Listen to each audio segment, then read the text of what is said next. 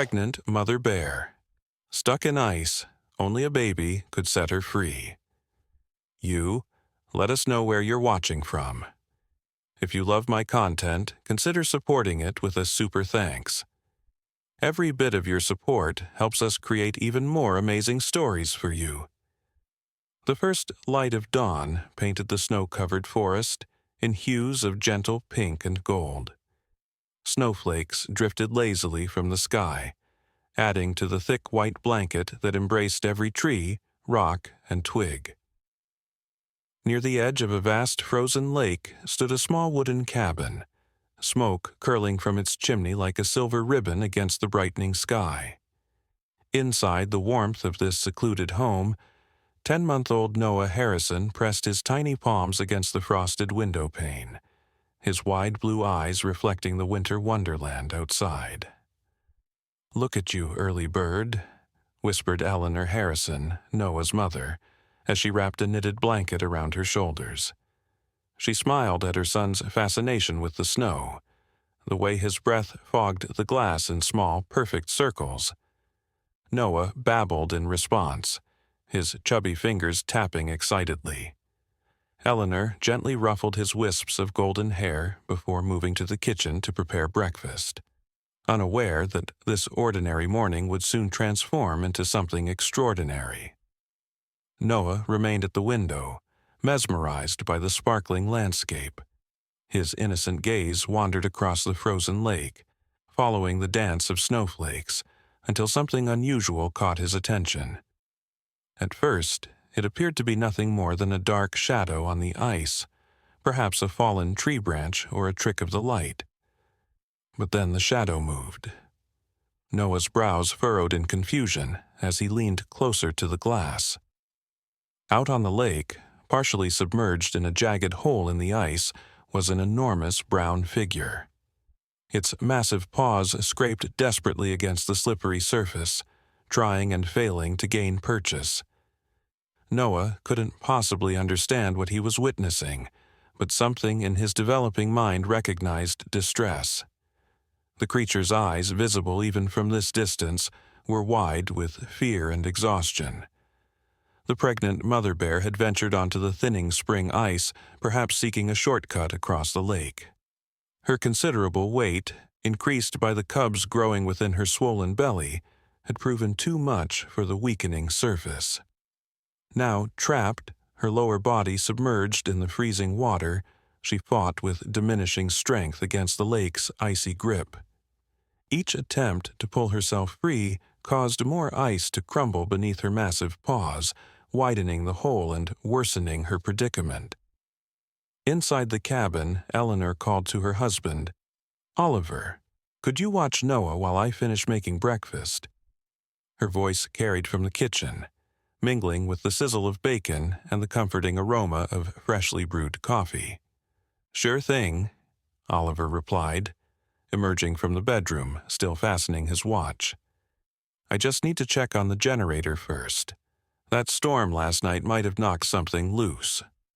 Neither parent noticed that Noah had gone unusually quiet, his attention completely captured by the struggle unfolding on the frozen lake. His small hand reached out, pressing harder against the window as if trying to touch the distant bear. A strange determination settled over his baby features, a look that seemed too mature for his innocent face. The bear's growls grew weaker as her strength began to fade.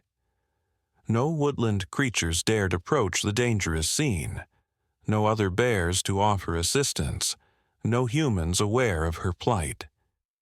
Except for one very small human, who somehow sensed the urgency of the situation through the pure intuition that sometimes only children possess. While Oliver busied himself with the generator and Eleanor arranged plates in the kitchen, Noah pushed himself away from the window. With the determined focus of a child on a mission, he crawled toward the cabin's front door, which had been left slightly ajar when Oliver brought in more firewood earlier. The cool draft slipping through the crack guided Noah forward, his tiny hands and knees moving with purpose across the wooden floor. The mother bear's eyes began to close, her massive head lowering to rest on the ice. The fight was leaving her body, but the instinct to protect the unborn cubs in her womb kept her from surrendering completely to the cold embrace of the lake. She needed a miracle, and miracles sometimes come in the most unexpected packages. Noah reached the door, his small fingers wrapping around the edge. With surprising strength, he pulled it open just enough for his bundled body to slip through. The frigid morning air greeted him, crystallizing his breath into tiny clouds. Fortunately, Eleanor had dressed him warmly that morning. A thick snowsuit, mittens, and a snug hat protected him from the worst of the cold. Noah paused on the porch, blinking in the brightness of the snow-reflected sunlight, before continuing his determined journey toward the lake and the suffering creature that had somehow called to his innocent heart. Little footprints marked Noah's path as he toddled across the snow-covered yard, each step sinking him ankle-deep into the pristine white blanket. The distance to the lake's edge seemed immense for his tiny legs, but something powerful drove him forward, an instinct beyond his years, a connection that transcended understanding. Behind him, the cabin door swung wider in the gentle morning breeze, but neither Eleanor nor Oliver noticed their son's absence, both still occupied with their morning routines. A sudden crack echoed across the frozen expanse as more ice gave way beneath the bear's weight. She let out a pained groan that carried through the still winter air. The sound reached Noah's ears, causing him to pause momentarily before increasing his determined pace. His mittened hands opened and closed at his sides, as if reaching for something just beyond his grasp. In the cabin, Eleanor placed steaming mugs of coffee on the dining table. "Breakfast is ready," she called out, glancing toward the living room where she expected to see Noah playing under Oliver's watchful eye. "Oliver? Where are you two hiding?" "I'm checking the generator." Oliver's voice came muffled from outside the back door. "Isn't Noah with you?" A cold feeling that had nothing to do with the winter temperature settled in Eleanor's chest. "Noah?" she called, moving quickly through the cabin's rooms. "Noah, where are you, sweetheart?" The silence that answered her sent her heart racing. When she reached the partially open front door, her breath caught in her throat. Tiny footprints in the snow led away from the porch, heading straight toward the frozen lake. "Oliver!" she screamed, panic flooding her voice. "Noah's outside. He's heading for the lake." Meanwhile, Noah had reached the shoreline. The ice stretched before him like a vast white plain, and in the center the dark shape of the bear continued its desperate struggle. Noah stood still for a moment, watching with an intensity unusual for a child so young. The bear's eyes, dulled with exhaustion, suddenly focused on the tiny human figure at the edge of the lake. There was no aggression in her gaze, only a profound weariness and, perhaps, a flicker of something like recognition. What happened next defied explanation. Noah took a step onto the ice, then another. The frozen surface, which had broken under the massive weight of the bear, held firm beneath his light footsteps. Each step made a soft crunching sound as his boots compressed the snow dusting the ice's surface. "Noah!" Eleanor's terrified voice carried across the yard as she burst from the cabin, Oliver close behind her. "Don't move, baby, stay there." But Noah didn't stop. He continued his deliberate journey across the ice, one careful step after another. The bear watched him approach. Her struggling temporarily ceased. There was something mesmerizing about the small human's approach, something that held the desperate animal in a state of curious calm. A flash of movement caught Eleanor's eye as she reached the lake shore. From the forest on the opposite side of the lake, a dark shape emerged. Another bear, this one larger than the trapped female. The male bear paused at the tree line, its powerful form silhouetted against the snow as it assessed the strange scene before it. "Oliver," Eleanor whispered, clutching her husband's arm with fingers turned white from pressure. "There's another bear. Oh God, there are two of them now." Oliver stood frozen, his eyes darting between his son on the ice, the trapped female bear, and the newcomer watching from the opposite shore. Any sudden movement might trigger the male bear to charge, but doing nothing meant their baby was walking towards certain danger. "I'm going after him," Oliver said, his voice tight with controlled fear. "The ice," Eleanor protested weakly. "It might not hold you." "I have to try," he replied, taking a tentative step onto the frozen surface. The ice beneath Oliver's foot immediately gave an ominous crack. He pulled back quickly, watching in horror as a thin fissure spread outward from where he had stepped. The sound seemed to agitate the male bear, which huffed loudly and took several steps forward onto the ice from its side. Noah, oblivious to the growing danger, had nearly reached the trapped bear. He was barely 10 feet away now, close enough that both his parents could see his small face turned upward, looking into the eyes of the massive predator. The female bear made no move to harm him. Her attention divided between the approaching child and the male bear slowly making his way across the ice from the opposite direction. Oliver grabbed a long branch that had fallen near the shore. "I'll try to reach him with this," he said, stretching the makeshift lifeline toward his son. But Noah was too far away. Completely focused on his mysterious mission, a strange humming sound began to fill the air, soft at first, then growing louder. It seemed to emanate from the center of the lake, from the very spot where Noah now stood just feet away from the trapped bear. The sound was unlike anything Eleanor or Oliver had ever heard before. Not quite music, not quite speech, but something ancient and powerful that made the hair on their arms stand on end despite the layers of winter clothing. The male bear stopped its advance, ears perked forward at the unusual sound. The trapped female lifted her head higher, her eyes never leaving the small human child who had now reached the edge of the broken ice surrounding her prison. Noah, moving with the sureness of someone following an unheard call, extended his mittened hand toward the bear. "No!" both parents screamed in unison, helpless to stop what was happening. But instead of the tragedy they feared, something miraculous began to unfold before their eyes. Where Noah's mitten touched the jagged edge of ice, a soft blue glow spread outward. The ice beneath his touch began to change, not cracking further, but somehow softening, becoming pliable rather than brittle.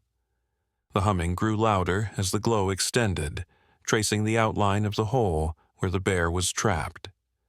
The female bear seemed to understand that something extraordinary was happening. She remained still, watching the small human with what could only be described as wonder in her dark eyes. The male bear on the ice took a step backward, equally mesmerized by the unfolding phenomenon. Eleanor clutched Oliver's arm, words failing her as they witnessed the impossible. "What's happening?" she finally managed to whisper. "I don't know," Oliver replied, his voice barely audible. "But I think he's helping her." The blue glow intensified around the edges of the ice hole, spreading beneath the water's surface. The humming reached a crescendo, then suddenly stopped, leaving an otherworldly silence in its wake. For a heartbeat, nothing moved. Not the bears, not Noah, not even the snowflakes that had been drifting from the sky. Then, with remarkable gentleness, the pregnant bear heaved herself forward. The ice that had held her captive for hours now yielded, allowing her to pull free without breaking further. Water streamed from her thick fur as she dragged herself completely onto the solid surface, her swollen belly clearly visible beneath her dripping coat. Noah stepped back, giving the massive creature space. The blue glow faded from the ice, leaving only an ordinary winter scene, if one could ignore the fact that a small child stood mere feet away from two full-grown wild bears on a frozen lake. The female bear shook herself, sending droplets of water flying in all directions. Then, to the astonishment of the watching parents, she lowered her massive head toward Noah. For one heart-stopping moment, her snout nearly touched the child's face. Noah showed no fear, only reaching up with one small hand, as if to pat her nose. A low, rumbling sound emerged from the bear's throat. Not a growl of aggression, but something softer, almost like a purr. She held the position for several seconds before slowly backing away, never taking her eyes off the child who had somehow freed her from certain death. From across the ice, the male bear watched the interaction with visible agitation, shifting his weight from paw to paw. He let out a short, sharp bark-like sound. The female turned toward him, then back to Noah. With deliberate movement, she lowered her head once more, this time touching her nose briefly to the snow at Noah's feet, a gesture that looked remarkably like a bow of gratitude. Then, with surprising speed for her condition, she turned and lumbered across the ice toward the waiting male. Together, they disappeared into the tree line, leaving nothing but their tracks in the snow as evidence they had ever been there. The moment they vanished, the spell seemed to break. Eleanor and Oliver rushed onto the ice, which now held firm beneath their weight where before it had threatened to crack. Oliver reached Noah first, scooping him up into a desperate embrace. "Noah, oh my God, Noah," he gasped, checking his son for any sign of injury. "Are you okay? Did she hurt you?" Noah, seemingly unfazed by the entire ordeal, simply giggled and patted his father's face with his mittened hands. His cheeks were rosy from the cold, but his eyes sparkled with delight, as if he had just experienced the most wonderful adventure. Eleanor reached them, tears streaming down her face. "What were you thinking?" she cried, though the question wasn't really meant for her baby. She pressed her face against Noah's snowsuit, her voice breaking. "You could have been killed." But deep inside, she knew that something miraculous had happened, something beyond ordinary understanding. Her son had not been in danger.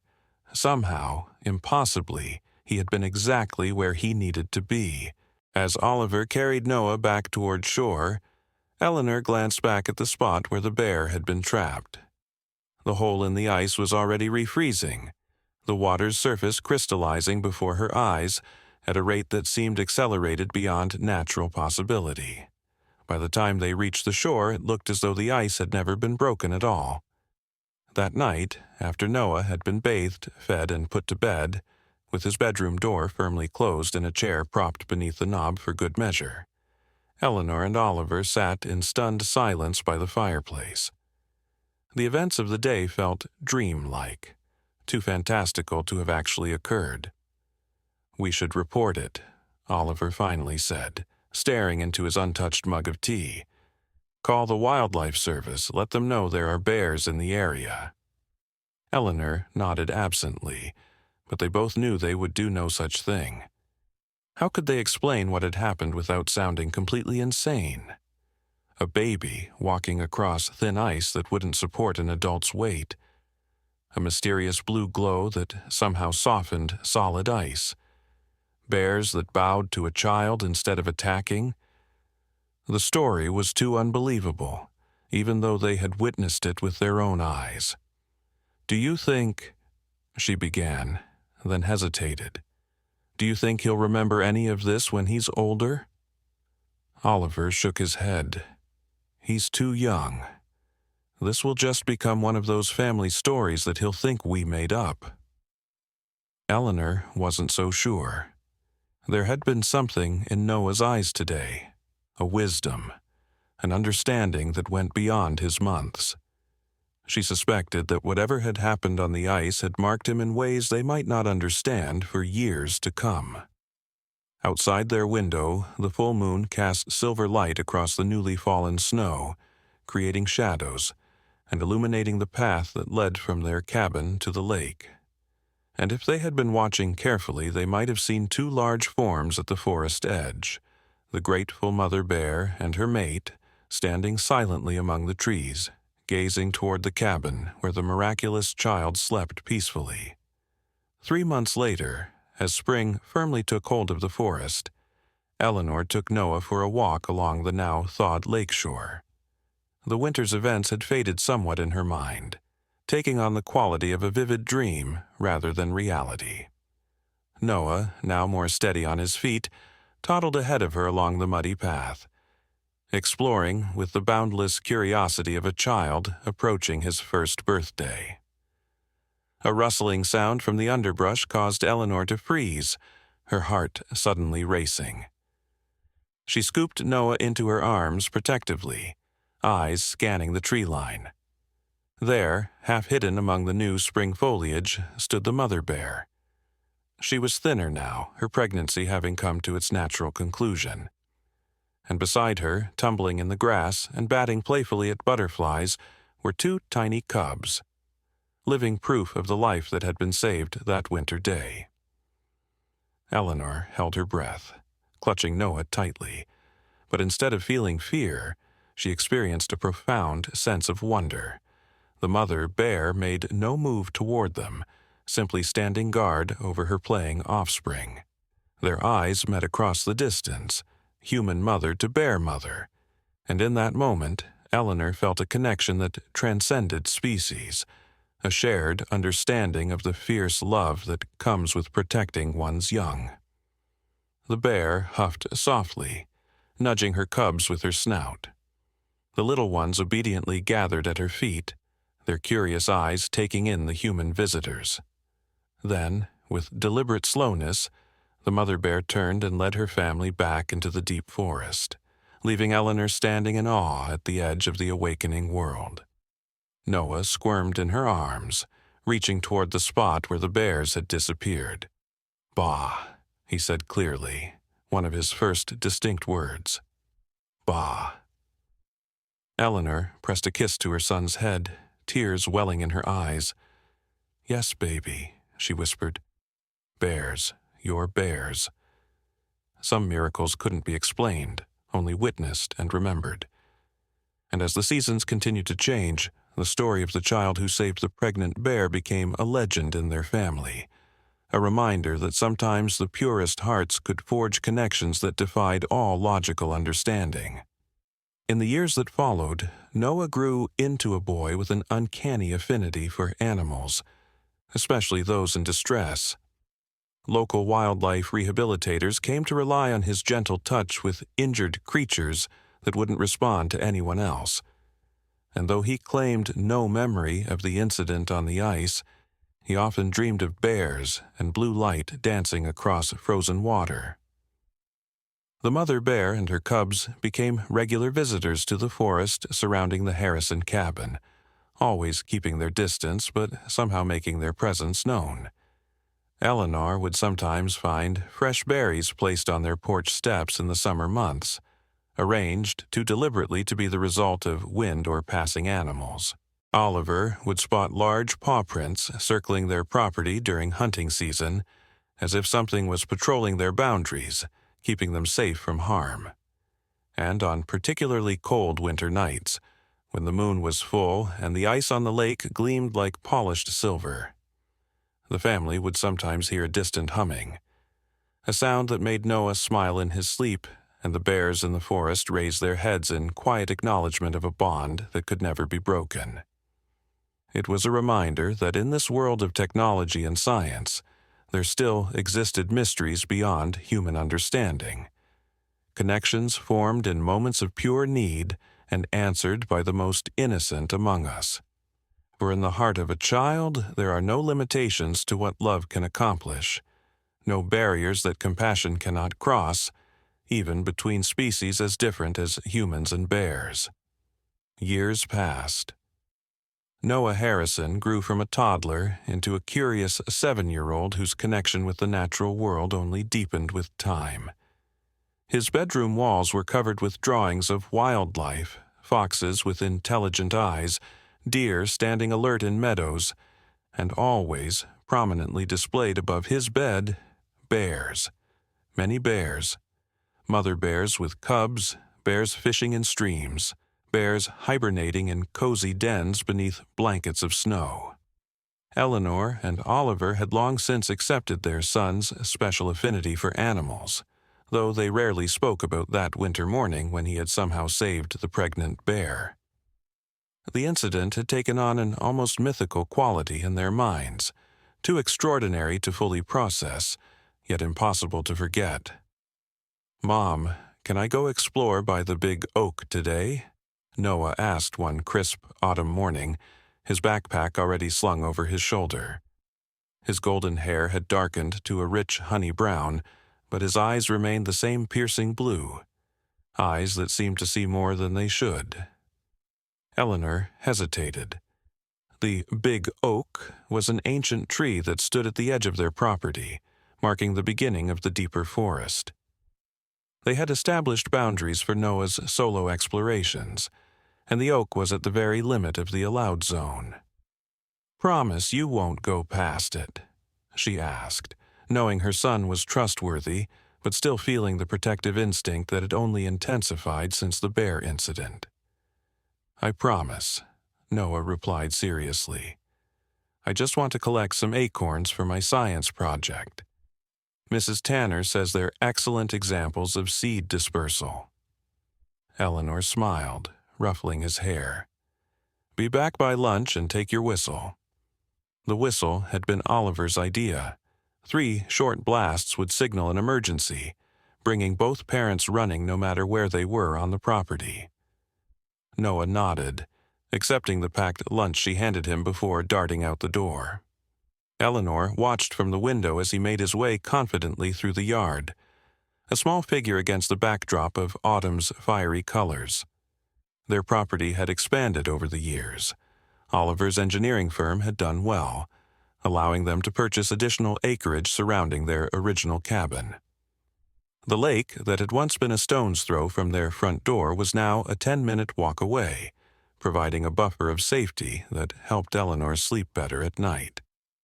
As Noah disappeared into the tree line, she turned back to her work, illustrations for a children's book about woodland creatures that a publisher in the city had commissioned. Her art career had blossomed unexpectedly after she'd shared some sketches of the local wildlife with a visiting friend who happened to work in publishing. Now she had deadlines and contracts, turning her observations of the forest's inhabitants into stories that delighted children across the country. Meanwhile, Noah made his way steadily toward the big oak, his eyes constantly scanning the forest floor for interesting specimens. He collected acorns of different sizes, carefully placing them in separate pockets of his backpack.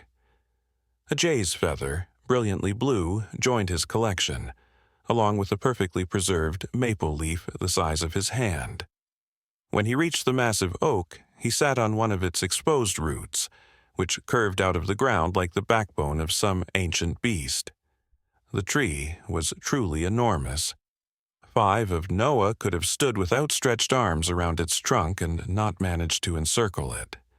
Its branches spread like a cathedral ceiling above him, still holding most of their golden brown leaves despite the season's progress. Noah unwrapped a granola bar from his lunch, munching thoughtfully as he watched a squirrel dart up and down a neighboring tree. There was something peaceful about being alone in the forest, a feeling of belonging that he couldn't quite explain to his parents or his friends at school. It was as if the whispers of the leaves and the distant calls of birds made more sense to him than the chatter in the school cafeteria. A sudden silence fell over the forest. The squirrel froze mid-motion, then scampered up to the highest branches. The birdsong ceased. Even the rustling of leaves in the breeze seemed to still. Noah sat up straighter, all his senses suddenly alert. He'd spent enough time in the woods to know that this kind of silence usually meant only one thing. A predator was nearby. He carefully rewrapped the remainder of his granola bar and slipped it into his pocket, moving with deliberate slowness. His hand crept toward the whistle hanging around his neck, ready to sound the alarm if necessary. A twig snapped somewhere to his left. Noah turned his head slowly in that direction, his breath catching in his throat. There, partially hidden behind a thicket of blueberry bushes, stood a bear cub. It was small, probably born that spring, with glossy black fur and curious brown eyes that fixed directly on Noah. The cub's head tilted slightly as it examined the human child, showing no fear, only intense interest. Noah remained perfectly still. His parents had taught him well: never run from a bear, never come between a cub and its mother, back away slowly if possible. But most importantly, where there was a cub, a mother bear was never far away, and mother bears protecting their young were the most dangerous animals in the forest. As if summoned by his thoughts, a large shadow emerged from the trees behind the cub. The mother bear was enormous, her dark coat touched with gray around the muzzle. She moved with the quiet confidence of an apex predator, her eyes immediately finding and fixing on Noah. Something about those eyes made Noah's heart skip a beat. They were intelligent, assessing, and somehow familiar. The mother bear huffed softly and the cub immediately retreated to her side. Noah expected them to turn and disappear back into the forest. That was the usual pattern when humans and bears encountered each other in these woods. Instead, the mother bear took several deliberate steps forward, emerging fully from the tree line. Noah's fingers closed around his whistle, but he didn't raise it to his lips. Something told him he wasn't in danger. Not from this particular bear. She continued to approach until she was no more than 15 feet away, close enough that Noah could see the pattern of her breathing in the rise and fall of her massive chest. That's when he noticed the scar, a jagged line of white fur that ran across her right shoulder. And suddenly, impossible as it seemed, Noah knew exactly who this bear was. "It's you," he whispered, the words escaping before he could contain them. The bear stopped, her head lifting slightly at the sound of his voice. The cub peeked around its mother's leg, equally curious about this strange human who wasn't running or shouting. Memories, or perhaps dreams, flashed through Noah's mind. Ice cracking, a blue glow, a massive shape struggling in freezing water. His parents had told him the story many times, though always with an air of disbelief at their own recollections. "You saved a bear when you were just a baby," they would say, "though we've never been sure exactly how." Noah had always thought of it as a kind of family fairy tale, something magical but not quite real. Yet here stood a bear with knowing eyes, deliberately seeking him out. Could it really be the same animal? Bears could live for decades, and if this was indeed the pregnant mother his parents had described, she would still be in her prime. The bear made a soft chuffing sound, then slowly, deliberately, lowered her massive head toward the ground in a motion that could only be described as a boo. The cub watched its mother with apparent confusion, then awkwardly mimicked the gesture. Noah's scientific young mind struggled to process what he was seeing. Bears didn't bow. Bears didn't seek out human children for peaceful encounters. Bears didn't remember humans who had helped them years ago. Except, perhaps, this one did. A strange humming began to fill the air, the same sound his parents had described in their stories. Noah felt something stir inside him, a warmth that spread from his chest to his fingertips. Without conscious thought, he extended his hand toward the bear, palm up in a gesture of greeting. The mother bear raised her head, regarding the offered hand with what appeared to be consideration. Then, moving with surprising gentleness for such a massive creature, she approached until her muzzle was just inches from Noah's fingers. Her warm breath misted in the cool autumn air as she sniffed his hand carefully. "Hello," Noah whispered, feeling oddly calm despite every natural instinct that should have been screaming at him to run. I think we've met before."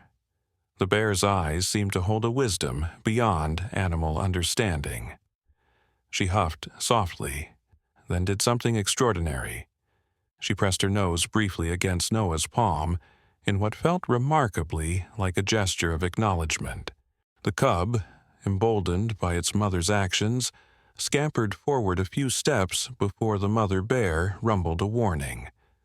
It stopped immediately, sitting back on its haunches to watch the strange interaction between human and bear. The humming grew louder, seeming to resonate from the ancient oak tree itself. Noah felt lightheaded, almost as if he were in a dream. The forest around them seemed to shimmer slightly, the colors intensifying until every leaf and branch stood out in vivid detail. Then, as suddenly as it had begun, the humming stopped. The bear withdrew her muzzle from Noah's hand and turned her attention to the forest behind her. Her posture changed instantly, becoming alert and defensive. The cub quickly retreated to the safety of its mother's side. Noah heard it then, voices calling his name, growing closer. "Noah, Noah, where are you?" His father's voice, tight with worry. They must have seen him from the house, interacting with the bears. The mother bear gave Noah one last long look, then nudged her cub gently. Together, they melted back into the forest with barely a sound, vanishing as if they had never been there at all. By the time Oliver burst through the underbrush, breathing hard and wild-eyed with panic, there was nothing to see but Noah sitting calmly on the root of the old oak tree. "Noah, are you okay?" Oliver gasped, dropping to his knees beside his son and checking him for injuries. "We saw them from the upstairs window. 2 bears, right here with you." Noah nodded, still feeling strangely peaceful. "They didn't hurt me, Dad. They just came to say hello." Oliver's face paled. "Say hello." "Noah, bears don't say hello. They're wild animals, dangerous predators." "Not these ones," Noah said with the absolute certainty of a child. "The mother remembered me from when I was a baby on the ice." Oliver stared at his son, speechless. Eleanor arrived moments later, equally breathless with fear. "Noah, oh thank God you're all right." She embraced him tightly, then held him at arm's length to examine him. "What were you thinking? Why didn't you use your whistle?" "I wasn't in danger," Noah tried to explain. "It was her, Mom, the bear from the story, the one I helped when I was little. She has a scar on her shoulder now and a new cub she came to show me." Eleanor and Oliver exchanged a look over their son's head, a look that contained equal parts concern, confusion, and the uncomfortable sensation that something beyond their understanding was at work here. That night, after Noah had gone to bed, they sat at the kitchen table in serious discussion. "We should move," Oliver said, his voice low but firm. "This is the 3rd bear sighting this close to the house this year. It's not safe." Eleanor stared into her tea, troubled. "But what if Noah's right? What if it is the same bear? She didn't hurt him. She could have, but she didn't." "That's not the point, El. Bears are wild animals, unpredictable. We can't rely on some mystical connection to keep our son safe." "Then what was it?" Eleanor challenged. "What happened today? What happened all those years ago on the ice? You saw it too, Ollie, the blue light, the way the bear responded to him. That wasn't normal." Oliver ran a hand through his hair in frustration. "I don't know what it was. I've spent 7 years trying to rationalize it, and I still don't have an explanation. But relying on whatever it is to keep Noah safe seems like a terrible gamble." They were interrupted by a soft knock at the front door. Both looked up in surprise. It was nearly 9 in the evening, well past the time for casual visitors, especially this far out in the woods. Oliver approached the door cautiously, peering through the peephole. His posture immediately stiffened. "What is it?" Eleanor asked, rising from her chair. "It's Dr. Chen from the university." Dr. Mei Chen was a wildlife biologist who had been conducting research in the national forest that bordered their property. They had met her several months ago when she had come to ask permission to place research cameras along the boundary of their land. She was an intense, brilliant woman who specialized in studying large predator behavior. Oliver opened the door. Dr. Chen stood on their porch, her usual professional demeanor replaced by barely contained excitement. "I apologize for the late hour," she said, "but I've captured something on my cameras that you need to see." Without waiting for an invitation, she strode into the house, already opening her laptop. This footage was taken this afternoon at approximately 2:15 p.m. Eleanor and Oliver exchanged concerned glances. That was roughly the time Noah had been at the oak tree. Dr. Chen placed the laptop on their kitchen table, her fingers flying over the keys. "I've been tracking a particular female black bear for 3 years now.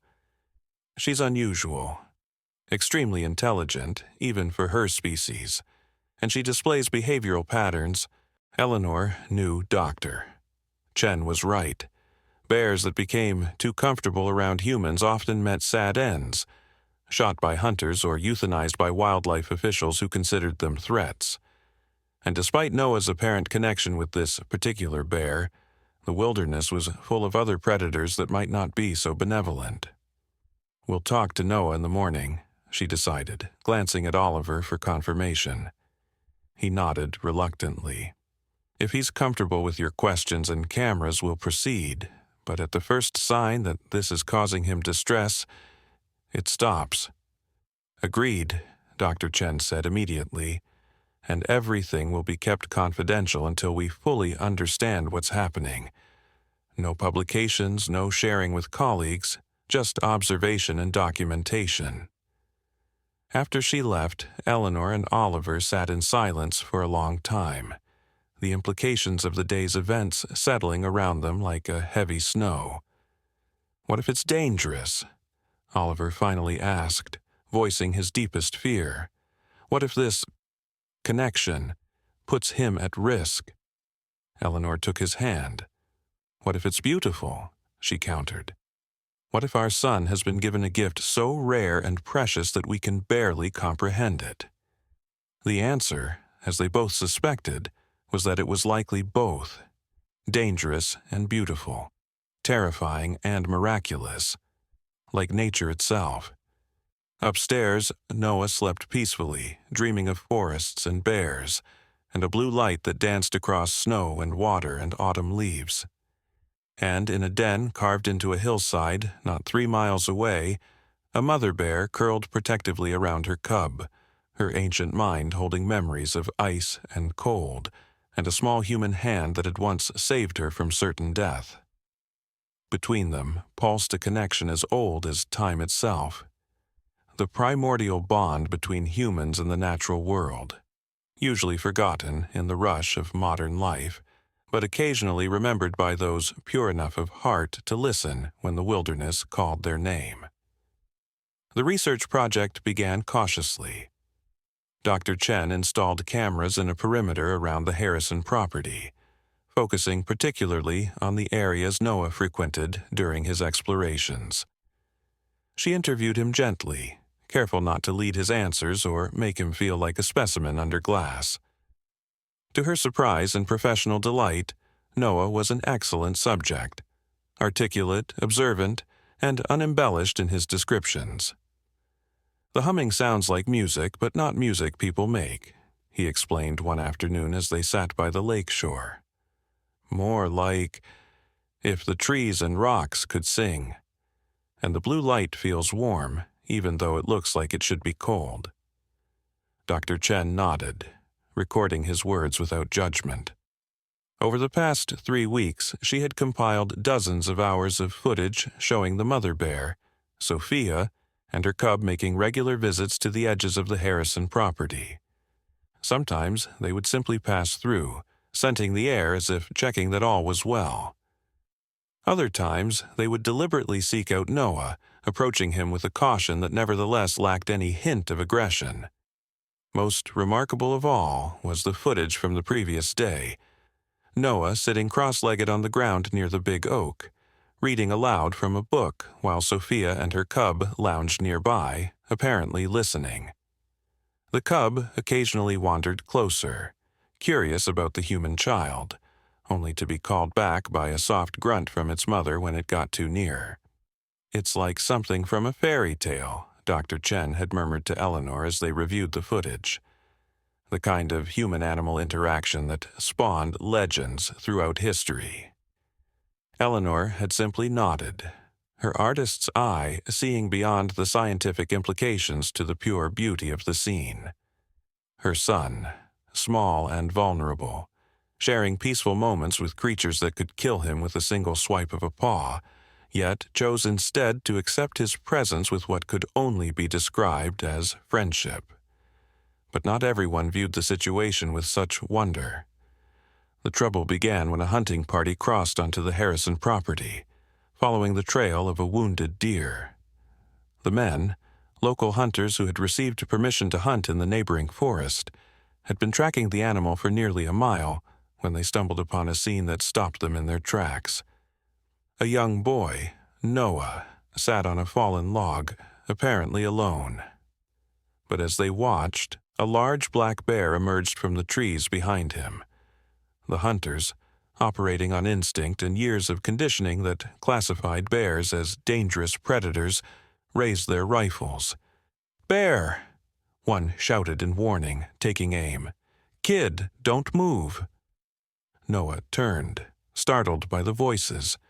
When he saw the hunters with their weapons pointed toward Sophia, he did exactly the opposite of what they commanded. He jumped up and placed himself directly between the guns and the bear. "No!" he shouted, arms outstretched protectively. "Don't hurt her. She's my friend."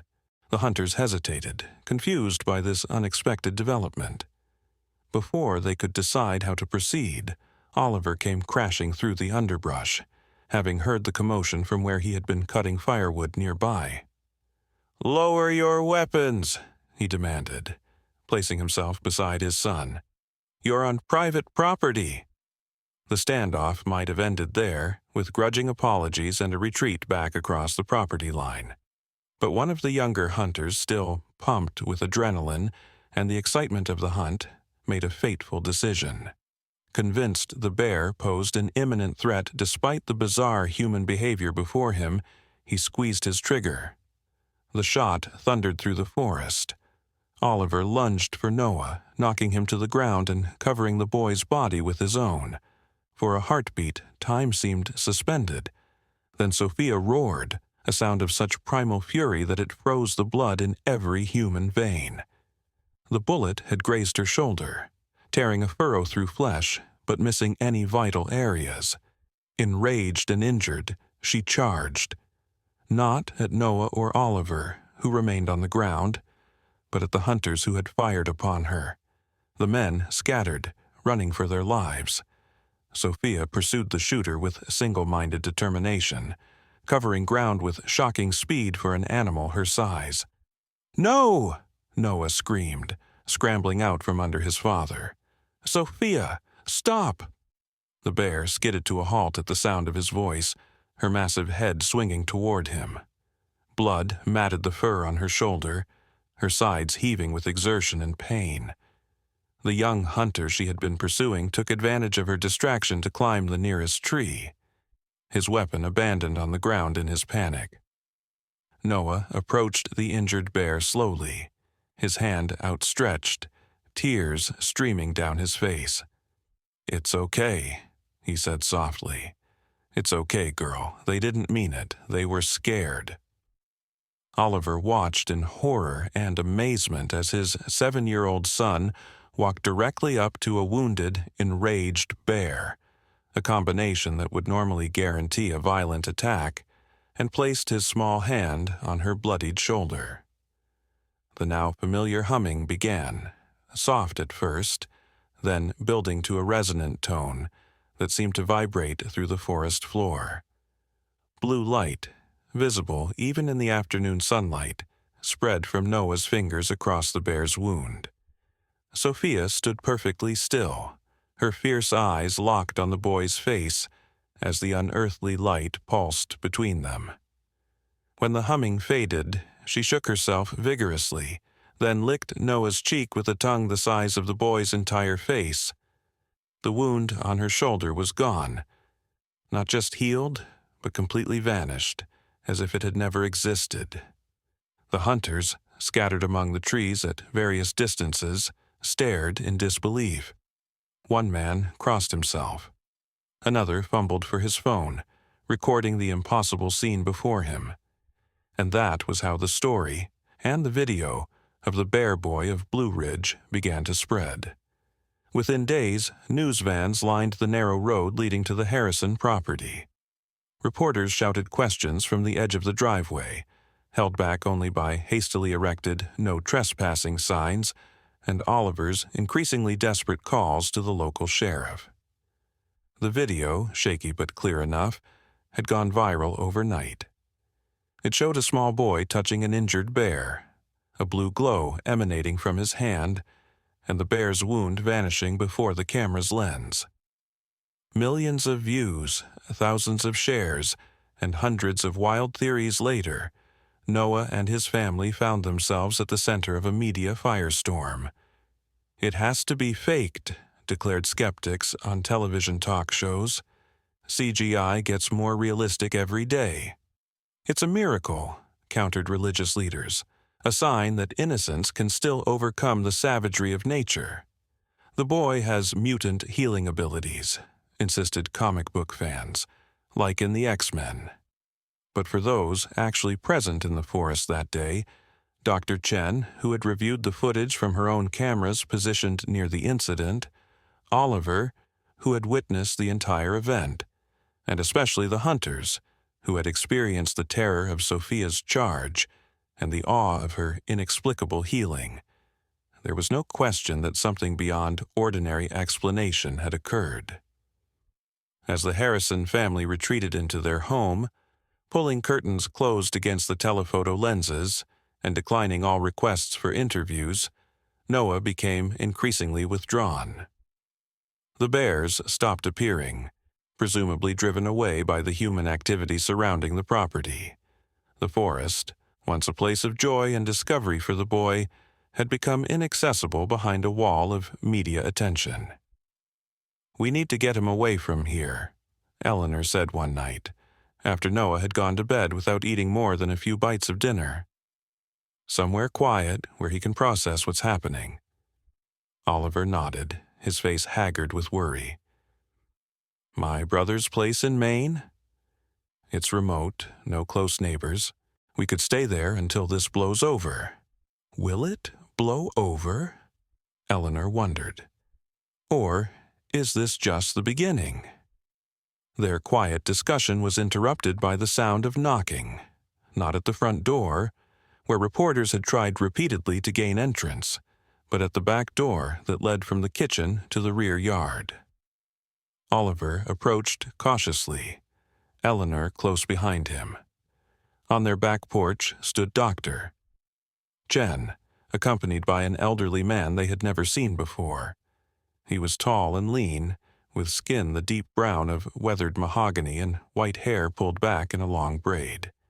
He wore a simple flannel shirt and jeans, but carried himself with a dignity that seemed almost regal. "I apologize for the intrusion, Doctor," Chen said when Oliver opened the door a cautious few inches. "But this is important. May we come in? Away from prying eyes?" Oliver hesitated, then opened the door wider, allowing them to slip inside. Once they were seated at the kitchen table, Dr. Chen made introductions. "This is Joseph Nightwalker. He's an elder of the Anishinaabe tribe from the northern part of the state. When the video of Noah appeared online, he contacted me through the university." The old man nodded respectfully to Eleanor and Oliver. I have come because the boy with the bear is speaking to old stories among my people. Stories of those rare souls born with the ability to bridge the gap between human world and animal world. We call them spirit walkers. Oliver frowned, his scientific mind resistant to such mystical explanations. Mr. Nightwalker, with all due respect, you have seen it with your own eyes, the elder interrupted gently. Your son touches injured creatures and they are healed. He speaks without words to the great bears, and they understand him. These are not things science can explain easily, yes. Eleanor leaned forward. How did you know about the healing? The video only showed one incident with Sophia, with the bear. Joseph smiled. There have been others, have there not? Smaller creatures, perhaps. A bird with a broken wing? A fox caught in a trap? Eleanor and Oliver exchanged shocked glances. They had never spoken publicly about the other incidents. The sparrow that had flown into their window last spring, its neck at an impossible angle until Noah had cradled it in his palms with that same blue light. The young fox they'd found in an abandoned hunter's trap. Its leg mangled until Noah's touch mended bone and flesh as if rewinding time. How did you know? Oliver asked, his voice hoarse. Because it is the way of the spirit walker, Joseph replied simply. The pattern is always the same throughout history. First small creatures, then larger ones.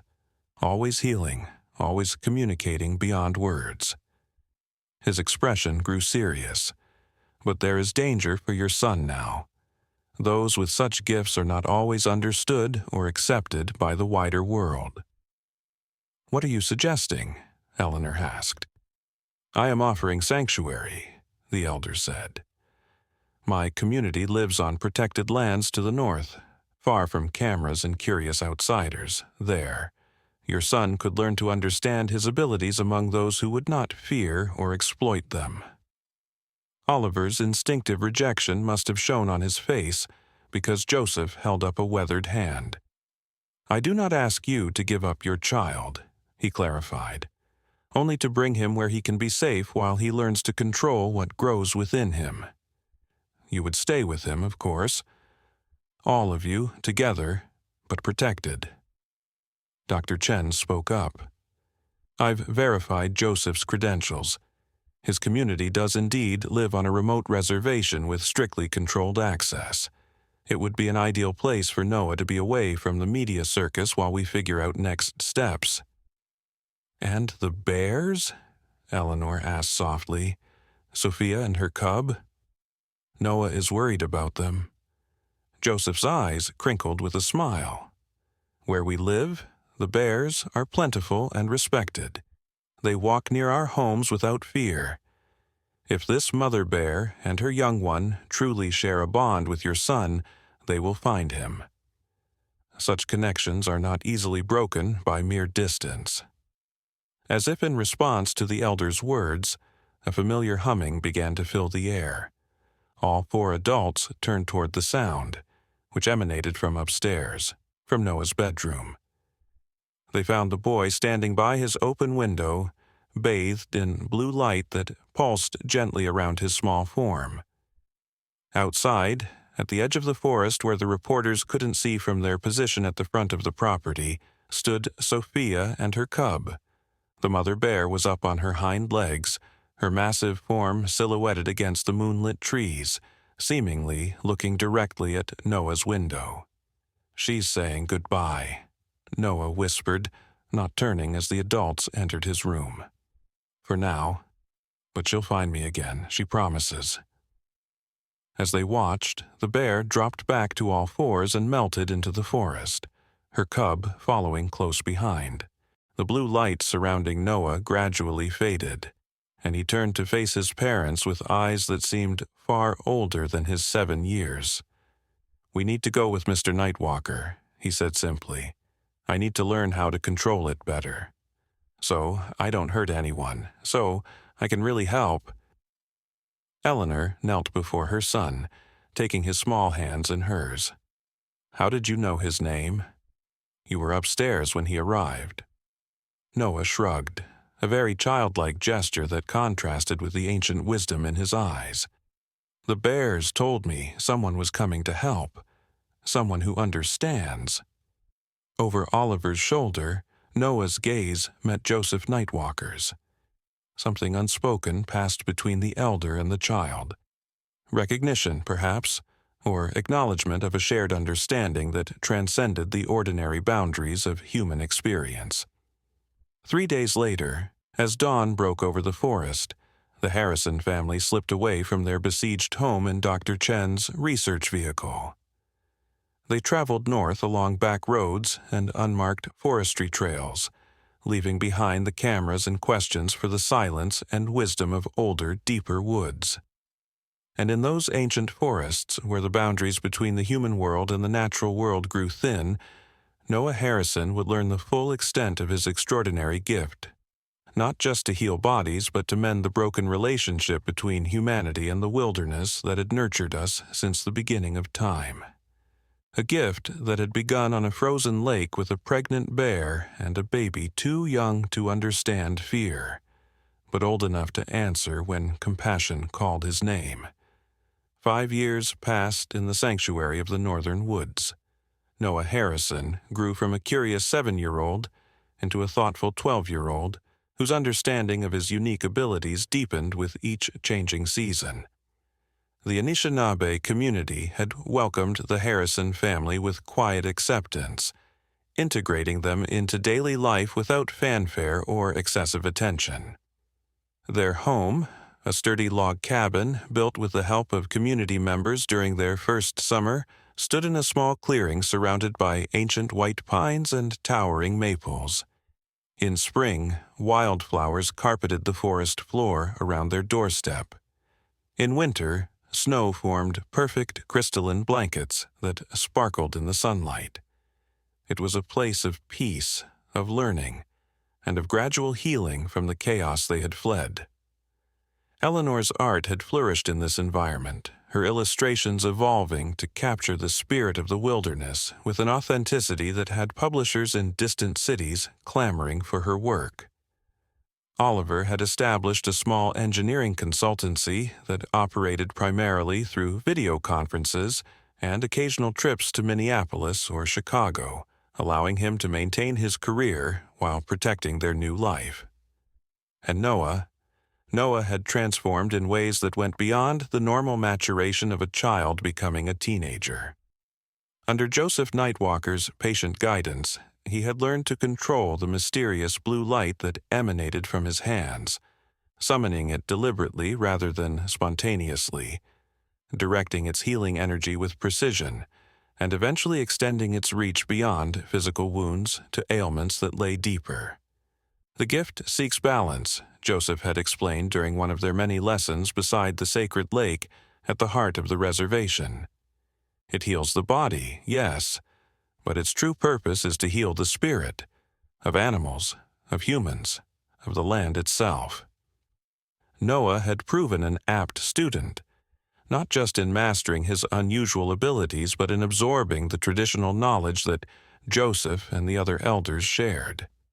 He learned to move through the forest with near silence, to read weather patterns in cloud formations, to identify hundreds of plants and their uses, and to track animals across any terrain. Most remarkably, his connection with bears had expanded beyond Sophia and her cub. The forests surrounding the Anishinaabe lands were home to dozens of black bears, and over time, many of them had begun to acknowledge Noah's presence in their territory without aggression or fear. They would not approach him with the familiar trust that Sophia showed, but neither would they flee or threaten. It was as if a message had spread through the bear community.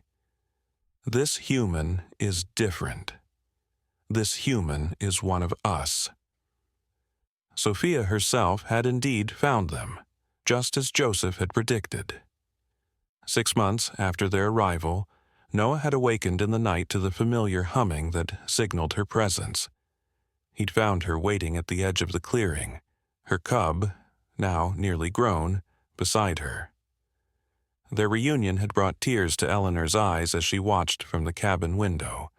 Noah kneeling before the massive bear, their foreheads touching briefly in a gesture of recognition that transcended species.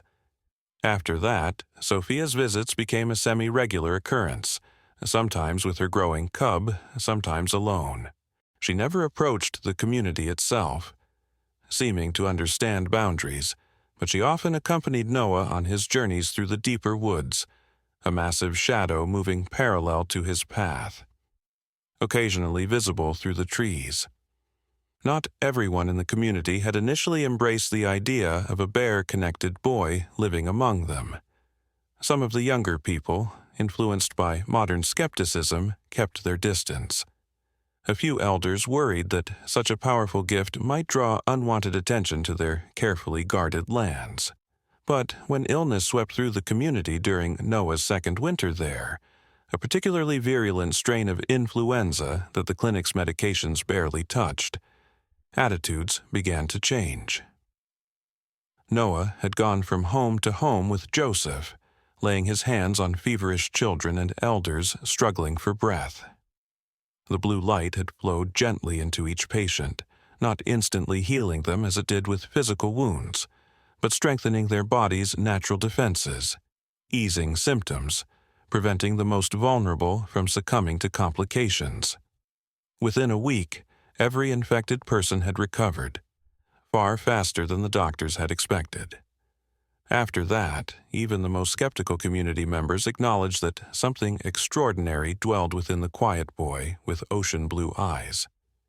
They didn't fawn over him or treat him as something other than human. That would have been counter to their cultural values. But they accepted his gift as part of the natural world's mysteries, to be respected rather than exploited or feared. Life had settled into a rhythm that felt almost normal, despite its unusual elements. Noah attended the reservation school, making friends among the local children while continuing his special training with Joseph. The outside world's interest in the Bear Boy had eventually waned as new viral sensations captured public attention, though occasional journalists or cryptozoology enthusiasts still made pilgrimages to the area, only to be politely but firmly turned away at the reservation's boundaries. Dr. Chen visited 3 times a year, documenting Noah's development for a private research record that would remain sealed until he came of age and could decide for himself what should be shared with the scientific community. Her keen scientific mind had gradually come to accept that some phenomena existed at the edges of current understanding. Not supernatural, perhaps, but operating according to natural laws that modern science had yet to fully comprehend. It was during her summer visit in Noah's 12th year that the tranquility of their sanctuary was shattered. The day began peacefully enough. Noah, now lanky with the first stages of adolescent growth, sat cross-legged by the sacred lake with Joseph and Dr. Chen, demonstrating how he could now extend the blue healing light several feet from his hands. The range increases as his understanding deepens, Joseph explained to Dr. Chen, who was recording measurements with specialized equipment she had designed specifically to capture the unusual energy signatures. It is not merely a physical phenomenon, but a manifestation of his growing spiritual connection to all living things.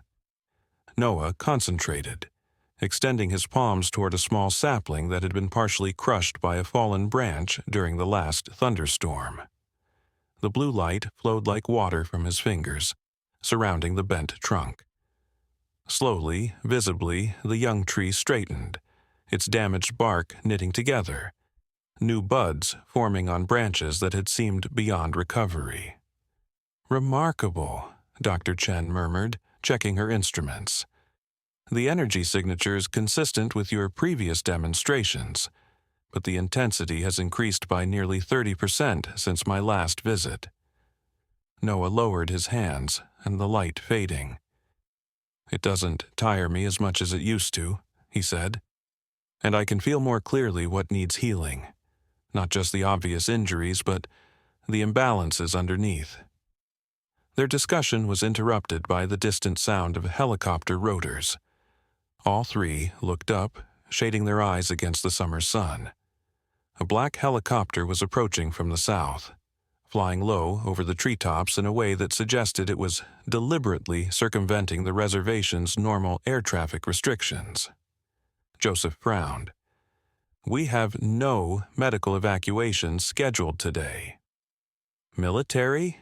Dr. Chen suggested, squinting at the aircraft. "No markings," Noah said, his vision sharper than the adults. "It's a private helicopter." The aircraft circled once over the lake, then moved toward the community center where most of the reservation's administrative buildings were clustered. Joseph pulled his cell phone from his pocket, quickly dialing the tribal police chief. "Samuel, there's an unauthorized helicopter approaching the community center," he said tersely. No markings. Yes, we'll stay here until you know more." He ended the call, his weathered face grave. "Samuel says there's been unusual activity at the reservation boundaries since dawn. Several vehicles with government plates requesting entry, along with what appears to be a private security team. The council has been in emergency session for the past hour." Dr. Chen's expression shifted from scientific curiosity to alarm. "This doesn't sound like standard research interest. Who knows you're here now? Who would have the resources for this kind of approach?"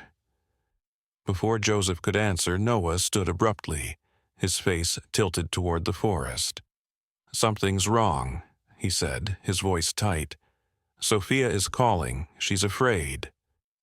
Without waiting for the adult's response, he sprinted toward the tree line, moving with the sure-footed confidence of someone who knew every root and rock of the forest floor. Joseph and Dr. Chen exchanged a quick glance before following, though neither could match the boy's speed or familiarity with the terrain. Noah followed the pull in his mind, the wordless communication that had strengthened between him and Sophia over the years. It led him deeper into the forest, away from the lake and the community, toward an area of dense underbrush and fallen logs where bears often foraged for insects and berries. The humming began as he ran, not emanating from his hands this time, but seeming to resonate from the forest itself, the trees, the earth, the very air vibrating with urgent warning. When he finally broke through into a small clearing, he stopped dead, horror freezing him in place. Sophia lay on her side in the center of the open space, her massive body unnaturally still. Around her neck was a thick metal collar with blinking lights and an antenna. Near her unconscious form stood three figures in tactical gear, black uniforms with no identifying insignia, each armed with tranquilizer rifles and what appeared to be scientific equipment. One was taking blood samples from the immobilized bear, while another adjusted settings on the collar. The third spotted Noah at the edge of the clearing and raised a hand to the others. "Target acquired," he said into a wrist microphone. "Primary subject has responded exactly as predicted." Noah's shock gave way to fury. The blue light erupted from his entire body, not just his hands, a corona of brilliant azure energy that caused the armed figures to step back in alarm. "What have you done to her?" he demanded, his voice deeper and more powerful than his 12 years would suggest. The apparent leader of the group, a tall woman with close-cropped gray hair, stepped forward. Despite her evident surprise at the visible manifestation of Noah's energy, she maintained a professional demeanor. "The bear is sedated, not harmed," she said calmly. "We're simply gathering data and fitting her with a tracking collar. Standard wildlife management procedure." "Liar," Noah spat, the blue light pulsing more intensely. "This is protected land. You have no authority here, and that's not a standard tracking collar." The woman's expression hardened. "You're quite right, Noah Harrison. It's much more sophisticated equipment, designed specifically to monitor the unusual connection between you and this animal. A connection my organization has been studying with great interest since that viral video 5 years ago. Noah took a step forward, the undergrowth beneath his feet responding to his energy. Small plants growing visibly, flowers suddenly blooming out of season. The armed team raised their tranquilizer rifles instinctively. "I wouldn't advise hostility," the woman said, her tone still measured but with an edge of warning. "We have similar teams currently tracking 16 other bears in this region, all of which have shown signs of interacting with you. One signal from me, and they'll all receive a much more permanent solution than sedation." Noah froze, the terrible implication clear. These people were threatening to kill the bears, Sophia, her now adult cub, and all the others that had formed bonds with him over the years. "Who are you?" he asked, fighting to control the power that threatened to explode outward in response to his emotions. "What do you want?" "My name is Dr. Eliza Blackwood," the woman replied. "I represent a private research initiative called Project Genesis. And what we want, Noah, is very simple: to understand how you do what you do, and to determine if it can be replicated or expanded." "For what purpose?" came Joseph's voice, as the elder finally caught up, emerging from the trees with Dr. Chen close behind. Both were breathing hard from the exertion of following Noah's trail. Dr. Blackwood's eyes narrowed slightly at the new arrivals. "For humanity's benefit, of course. Imagine clean healing without pharmaceuticals. Imagine communication with animals that could revolutionize conservation. Imagine the possibilities if we could understand and harness such abilities." Dr. Chen stepped forward, positioning herself partially between Noah and the armed team. "I know you," she said, recognition dawning. "You were at the Helsinki Bioethics Conference last year. You presented a paper on evolutionary anomalies in human neurological development." "I'm flattered you remember, Dr. Chen," Blackwood replied with a cold smile. "Though I'm rather disappointed to find you here. Your cooperation would have made our work considerably easier." "My cooperation?" Dr. Chen repeated incredulously. "In what? The abduction of a child? The violation of sovereign tribal lands? The exploitation of a gift that should be studied with respect, not military precision?" Blackwood sighed, as if dealing with particularly obtuse students. "Your idealism is charming but impractical. The boy's abilities represent a potential paradigm shift in human evolution. Such power cannot be left unexamined or uncontrolled, especially in the hands of a child." While the adult spoke, Noah had been slowly, imperceptibly moving closer to Sophia's prone form. The blue light had dimmed somewhat, contained now to a gentle aura around his body rather than the explosive corona of moments before. He knew he needed to appear less threatening if he was to get close enough to help Sophia. Joseph, sensing Noah's intention, deliberately drew Blackwood's attention. "Your presence here violates numerous treaties and federal laws protecting tribal sovereignty. Whatever authority you believe sanctions your actions, I assure you the consequences will be severe." Blackwood actually laughed. "Mr. Nightwalker, I admire your conviction, but you're hopelessly naive about the realities of power. By the time your tribal council navigates the bureaucratic labyrinth required to file effective complaints, we'll have concluded our initial assessments and moved to a more secure location for further study." Her confidence was chilling, suggesting that Project Genesis had connections in high places, government officials or wealthy private interests who could override normal legal protections with a phone call or a wire transfer. Noah had reached Sophia's side now. He knelt beside her massive head, his hand gently touching her fur. The bear's breathing was shallow but steady, her eyes partially open but unfocused from the sedatives. "Don't touch the collar," Blackwood warned sharply, noticing his movement despite Joseph's attempt at distraction. It contains pressure sensors that will administer a lethal dose of potassium chloride if tampered with. Noah met her gaze, his young face set with a determination beyond his years. "You think you understand what I can do," he said quietly. "You've seen videos, you've collected data, but you have no idea what you're dealing with." Before Blackwood or her team could react, Noah placed both hands firmly on Sophia's body, one on her head, the other over her heart. The blue light intensified suddenly, not just surrounding Noah and the bear, but sending tendrils upward into the sky and downward into the earth beneath them. The forest responded immediately.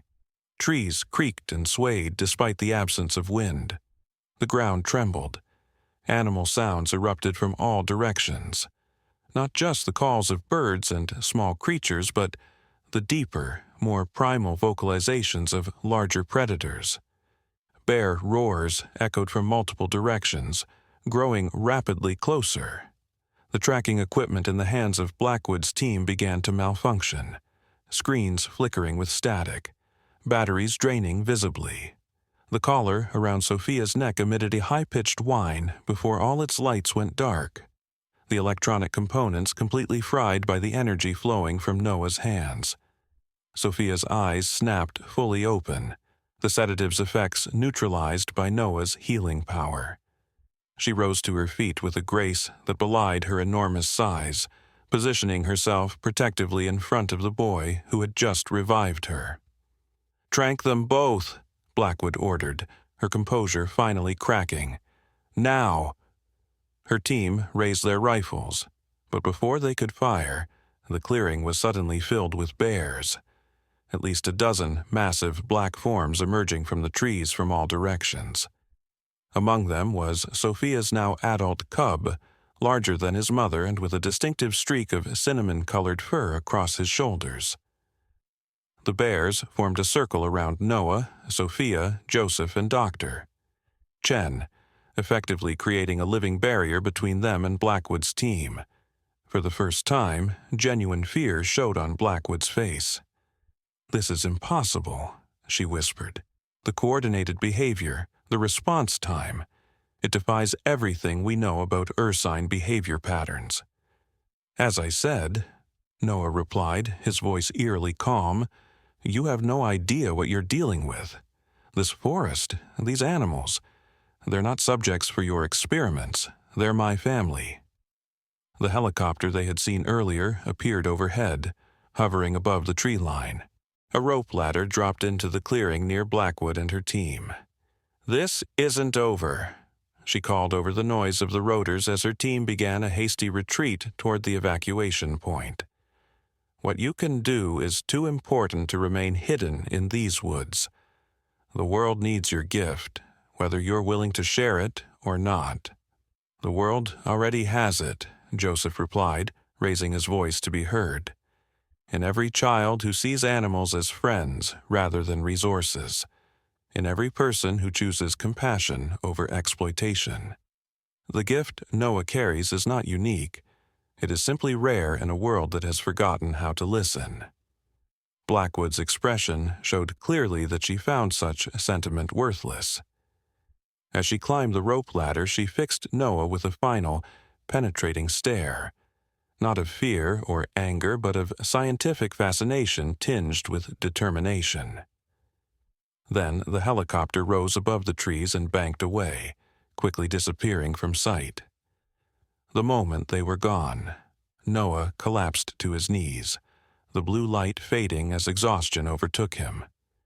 Using his power to neutralize the sedative, destroy the collar's electronics, and somehow summon the bears, had drained him more completely than any previous use of his gift. "Noah?" Dr. Chen rushed to his side, checking his pulse with professional efficiency.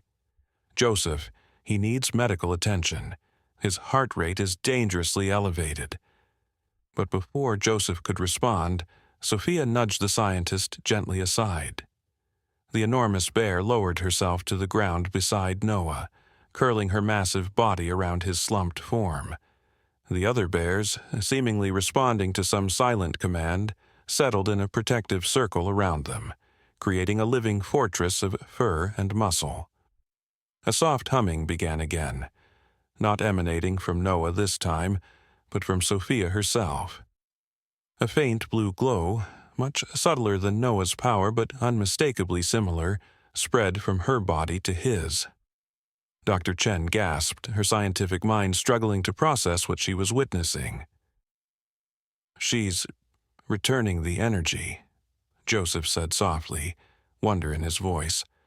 "All these years we assumed the power flowed only from Noah to the animals, but it seems the connection goes both ways."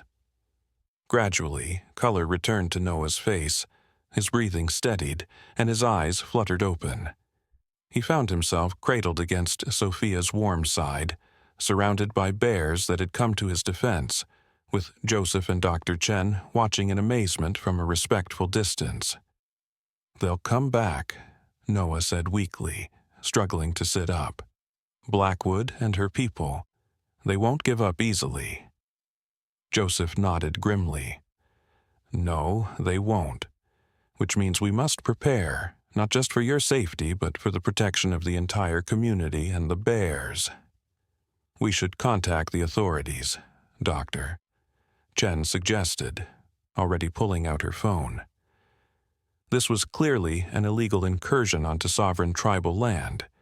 There must be legal recourse. "And tell them what?" Joseph countered gently. "That a secret organization is hunting a boy who can heal bears with glowing blue energy, that the bears respond to his call like an army to its general. Even with video evidence, we would more likely find ourselves under investigation than receive any meaningful protection." Noah stroked Sophia's massive head, his thoughts racing despite his fatigue. "We need to leave," he said finally. "Not just me, all of us, my family, you, Doctor, Chen if she wants, and—" He glanced around at the circle of bears. "Them too, somehow. As long as we stay here, the entire reservation is at risk." "Leave? To go where?" Dr. Chen asked. "Where could you possibly be safer than here, on protected land, surrounded by a community that understands and accepts you?" Noah looked up at the small patch of sky visible through the forest canopy, his young face shadowed with a burden no child should have to bear. "There's a place," he said slowly. "I've seen it in dreams.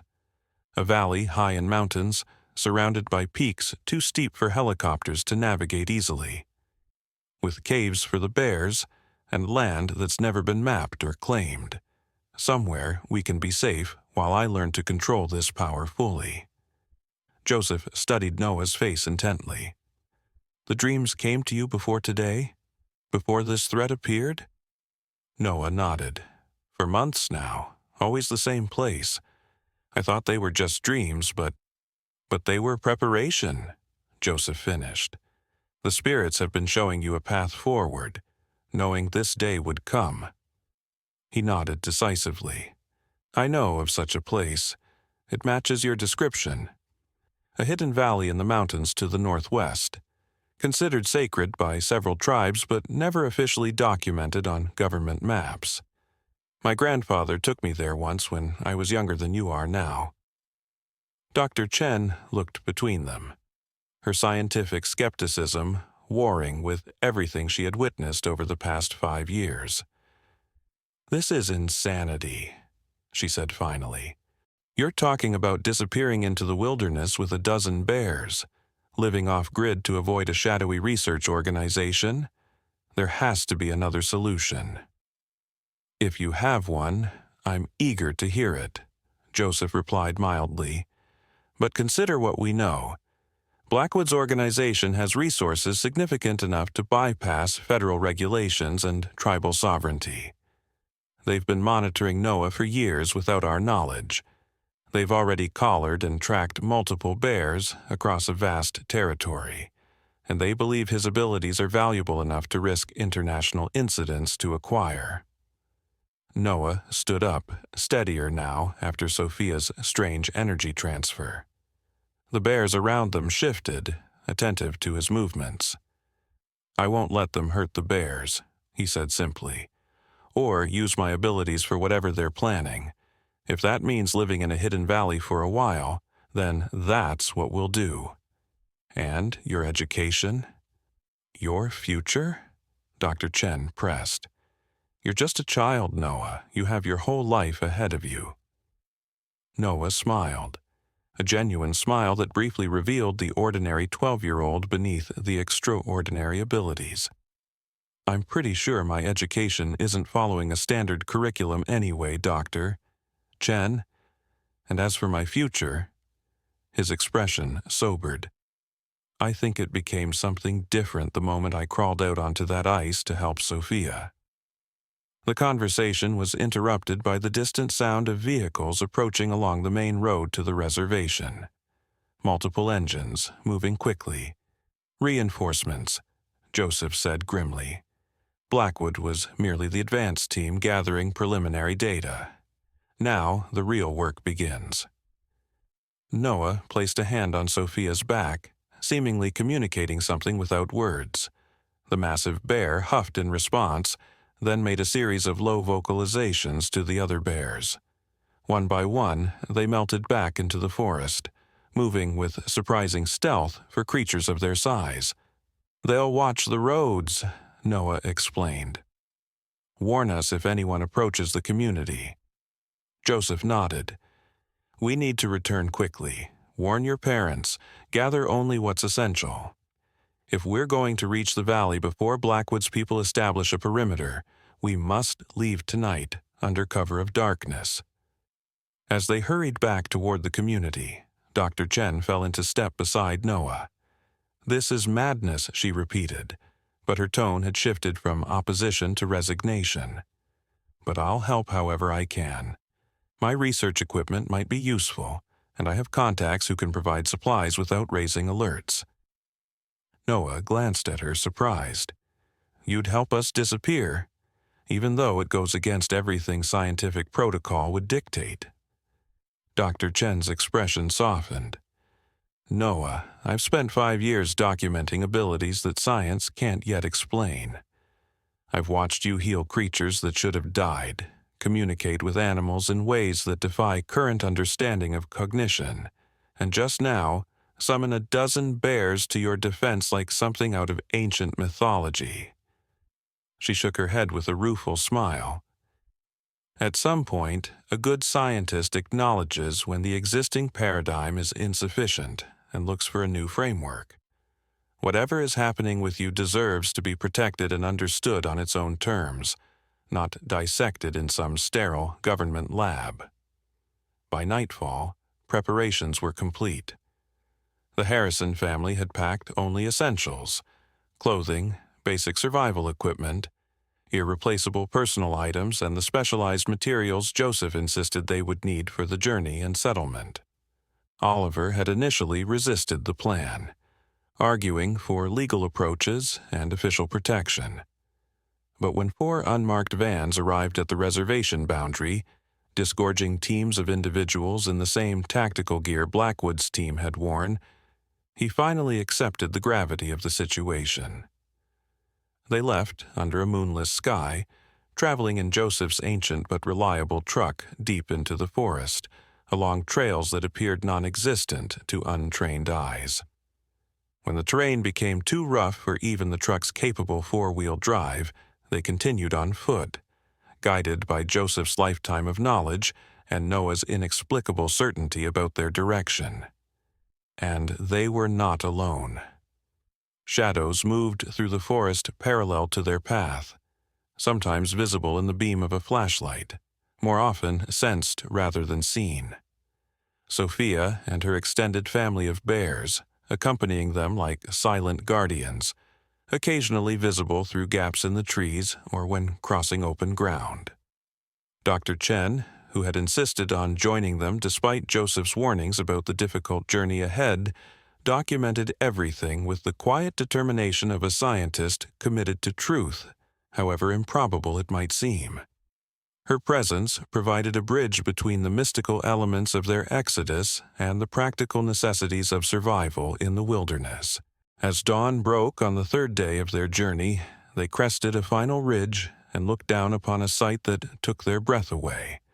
A hidden valley nestled between towering peaks, its floor carpeted with lush meadows, stands of ancient trees, and a crystalline lake fed by countless mountain streams, exactly as Noah had described from his dreams. "We're home," Noah said simply, the exhaustion of their difficult trek falling away as he gazed down at the pristine landscape. Beside him, Sophia rose onto her hind legs, her massive form silhouetted against the rising sun. She let out a roar that echoed across the valley, not a sound of aggression or challenge, but something that sounded remarkably like celebration. From the forest behind them and the valley below came answering calls. More bears, already present in this untouched wilderness, acknowledging the newcomers. Eleanor slipped her arm around her son's shoulders. "What happens now?" she asked, her voice a mixture of wonder and apprehension. Noah looked up at her, his eyes reflecting the golden light of dawn, a faint blue glow still visible beneath his skin. "Now," he said, with the certainty of someone following a path revealed step by step, "we build something new. Not just a hiding place, but a sanctuary. A place where the boundary between humans and nature grows thin enough that others might remember what's been forgotten." Joseph nodded in approval. The old stories speak of such places, where humans lived in balance with the natural world, where the language of animals was not foreign to human ears, where healing flowed between all living things. Perhaps this valley will become such a place again. Oliver, the most practical of them, surveyed the landscape with an engineer's eye. "It won't be easy," he cautioned. "Building shelter, establishing food sources, surviving the winters at this elevation." "No," Noah agreed, "but we won't be doing it alone." He gestured toward the valley, where dozens of bears could now be seen emerging from the tree line, gathering near the lake shore as if awaiting their arrival. "They'll help us, and others will come." "Others?" Dr. Chen questioned. "You mean more bears?" Noah smiled, a glimpse of ancient wisdom behind his youthful features. "Not just bears, people too. Others like me, with gifts they don't understand, connections to the natural world that seem impossible. They're out there, isolated and afraid, but they'll find us eventually. This valley will call to them, just as it called to me in my dreams." As they began their descent into the valley, the first chapter of their journey coming to a close, Noah felt a profound sense of rightness settle over him. The path ahead was uncertain, filled with challenges both practical and profound. Blackwood and her organization would not give up easily. The modern world with its technology and demands would not remain at bay forever. But for now, in this hidden valley with its ancient trees and clear waters, with bears moving through the meadows like shadows of a forgotten time, Noah Harrison knew they had found not just a refuge, but a beginning. A place where the miracle that had started on a frozen lake with a baby's innocent compassion might grow into something that could eventually heal not just individual animals, but the broken relationship between humanity and the wilderness that had nurtured us since the dawn of time. And as if to confirm his thoughts, the familiar blue light began to spread, not from his hands this time, but from the earth itself, tracing patterns through the valley grass like luminous streams, connecting all living things in a web of energy visible to human eyes for perhaps the first time in centuries. The bears' sanctuary, they would eventually call it. A place of healing, of learning, of remembering. A place where the boundary between human and animal became permeable once again, allowing wisdom to flow in both directions. a place where a boy who had once saved a pregnant bear from certain death would grow into a man who might help save an entire way of being in the world, and in doing so, perhaps save humanity from its own disconnection. But those stories of the sanctuary's growth, of more gifted children finding their way to the valley, of Blackwood's continuing pursuit and eventual transformation, of the gradual awakening of similar abilities in others around the world, those would be chapters yet to unfold in the continuing miracle that began with a baby's crawl across treacherous ice to help a creature in need. For now, Noah Harrison walked down into the valley with his family, human and bear alike, toward a future as bright and mysterious as the blue light that had first appeared on a frozen lake on a winter morning that now seemed a lifetime ago. Dr. Eliza Blackwood stood before the imposing mahogany desk, her posture military straight despite her exhaustion. The office around her spoke of wealth and power, original artwork on the walls, furniture crafted by master artisans, windows offering a panoramic view of a city skyline from at least 40 stories up. She had never been in this room before, never met its occupant face to face, though his signature had appeared on her project authorizations for years. "You lost him," said the man behind the desk, his voice neither angry nor accusatory, merely stating a fact. He was older, perhaps in his 70s, with silver hair and the lean physique of someone who had remained active despite advancing years. His eyes, a penetrating gray, studied her with clinical detachment. "Temporarily," Blackwood corrected. "The tracking devices we planted on their vehicles were disabled somehow. The same energy signature that disrupted our collar technology. But we have satellite imagery following them into the northern wilderness. It's only a matter of time before we pinpoint their location." The man nodded thoughtfully. "And the bears? You confirmed multiple specimens displaying abnormal behavior patterns?" 16 confirmed, possibly more, Blackwood replied. "Coordinated movements, apparent response to nonverbal cues from the boy, and most remarkably apparent transmission of information between specimens separated by significant distances. It's as if they form a network with the boy at its center. Fascinating." The man stood, moving to the window to gaze out at the city below. "And the blue energy? Your instruments captured readings?" "Yes, sir. We have spectrographic analysis, electromagnetic field measurements, and thermal imaging. It defies conventional categorization, neither purely electrical nor chemical in nature. Dr. Wyatt suggests it may represent an entirely novel form of energy not previously documented in biological systems." The man was silent for a moment, still looking out at the urban landscape. "Do you know why Project Genesis exists, Doctor?" "Blackwood?" The question surprised her. "To advance human potential through identification and development of evolutionary anomalies, sir." He turned, a slight smile playing across his aristocratic features. "That's the mission statement, yes, but the true purpose goes deeper." He pressed a button on his desk, and the wall behind him transformed into a massive screen.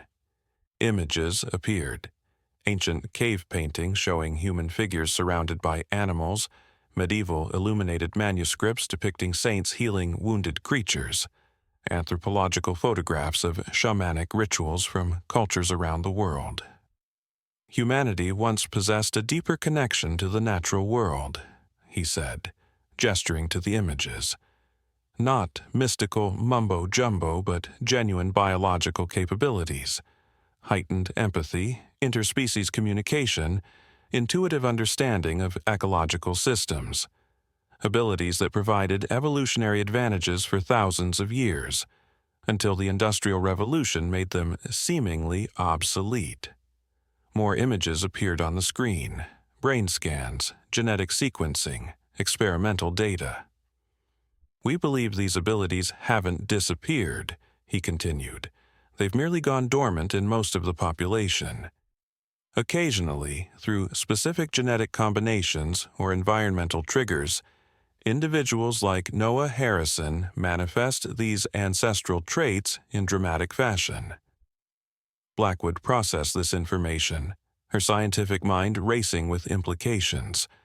You're suggesting his abilities aren't an evolutionary advancement but a re-emergence of ancient human capacities. Precisely. And Project Genesis isn't about controlling these individuals, Doctor. Blackwood. It's about learning from them, understanding how to reawaken these dormant abilities in the broader population. To what end, sir? Blackwood asked, genuinely curious now. The man's expression grew somber. Look outside, Doctor.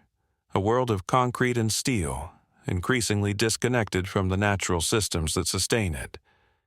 Climate catastrophe looming, biodiversity collapsing, resource wars on the horizon. He gestured to the cityscape beyond the window.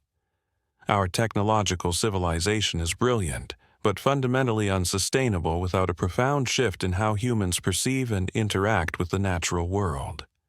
He turned back to face her directly. Noah Harrison isn't just a scientific curiosity.